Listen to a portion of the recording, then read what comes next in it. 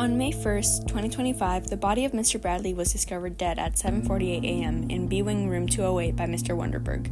What should have been a normal Thursday morning ended up beginning with tragedy. But when did this tragedy occur, and who was to blame for such a graphic crime?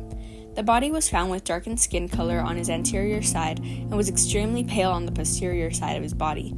This condition, known as livor mortis or the settling of blood, occurs 8 to 12 hours after death.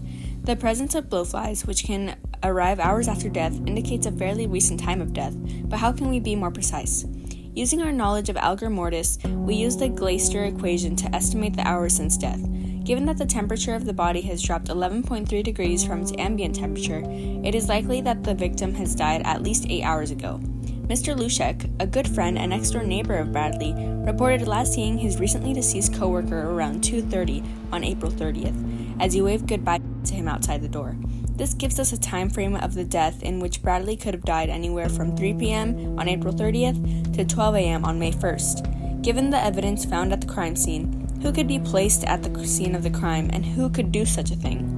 There were 4 notable blood stains found at the scene of the crime: a bloodied napkin in a knocked-over trash can, a trail of blood to the right of the body, a couple of droplets to the left of the body, and a blood stain found on the right sleeve of the victim's sweater. Blood analysis conducted by our forensic team concluded that the blood on the napkin and the couple of droplets was the same type of B positive, while the blood on the sleeve and trail was O positive. Through a series of investigations and interviews, our team has identified the following people to have O positive blood: Mr. Bradley, Miss Johnson, Miss Ceniceros, and John, the custodian. We also found that Mrs. Knight was the only person interviewed that carries B positive blood. While looking at the scene, a mysterious item was found near the body.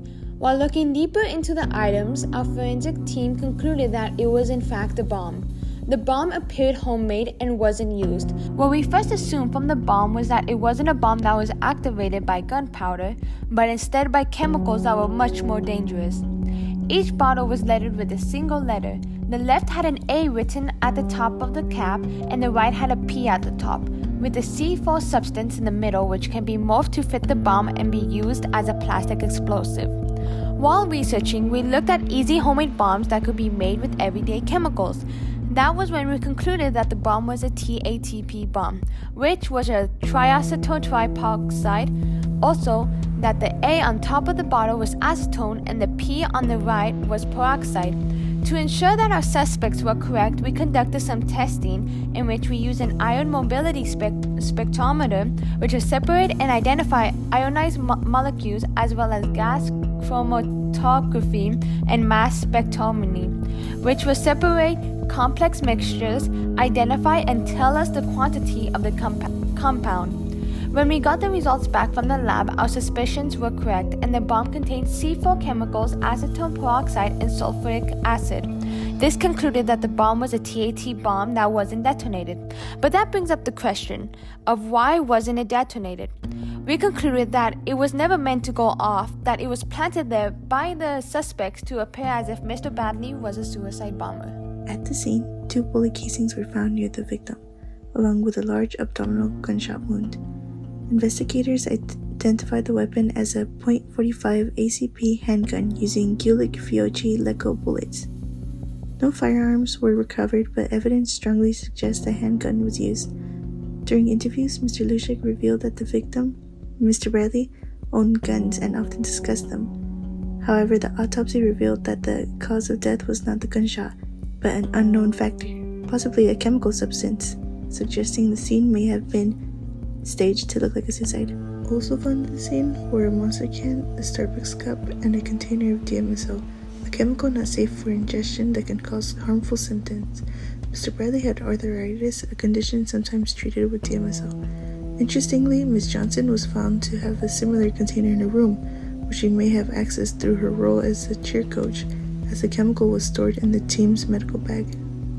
Through chemical analysis, the Monster can was revealed to contain the extra ingredients of taurine and Panax ginseng.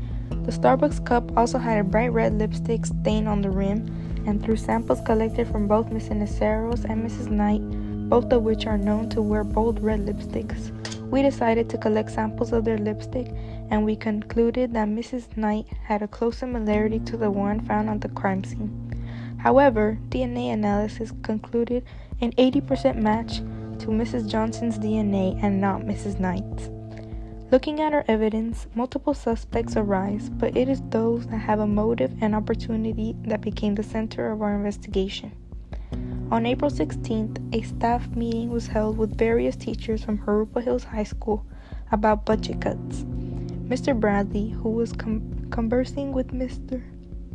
Luschek, had made a comment about how it should be the English department who should get cut, and that's when Mrs. Johnson, a resident English teacher, overheard the conversation. She said, and quote, "Maybe you should get cut instead."